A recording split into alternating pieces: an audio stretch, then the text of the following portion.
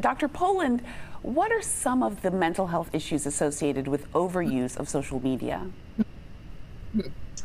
Well, that Surgeon General's report said that social media is wreaking havoc with our children's lives, interfering with sleep, interfering with their concept of themselves, making them think they're not smart enough, they're not rich enough, they're not good enough.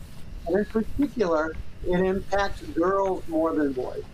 And very specifically, it is resulting in increased anxiety, depression for our youth. And I'm really glad that Dr. Watt believed this, because too many young people go to bed with under their pillow and they're awakened in the middle of the night. I want to focus on Emma. When you were a teenager, were you aware of how social media could affect your mental health? Not at all. I was completely naive and unaware of the real harms and dangers consuming just on my cell phone in terms of exposure and content, and the how often I was on social media throughout the day. I was truly completely unaware of what it was doing to not only my mental health, but also in a way my physical health.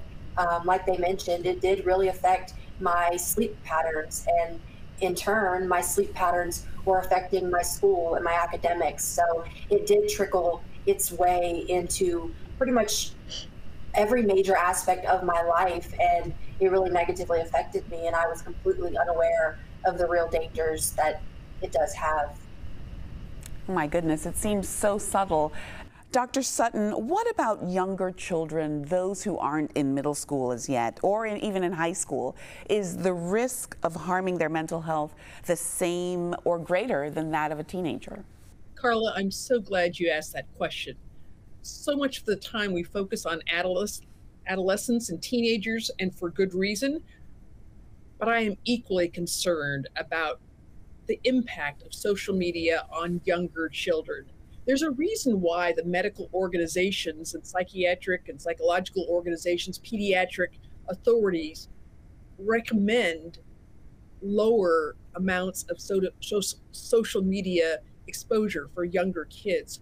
We know their neurodevelopment. We have research now that shows that the development of the brain, different size, different structure, different function, is related to the degree of social media and online screen exposure.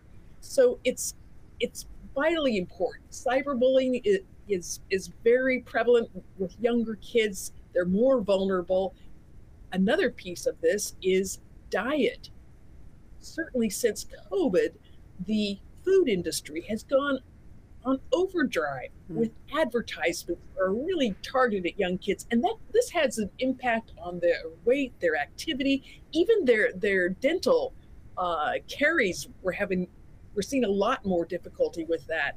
So I think that younger children are absolutely at high risk for the negative impact of social media. And I think, as other members of our panel have talked about, given that social media, it's powerful, there are also beneficial uses, and it's really up to us to particularly guard those that are most vulnerable, our younger kids, and help them reap the benefits, but not get, really into a position where they're unsupervised and at risk for great harm.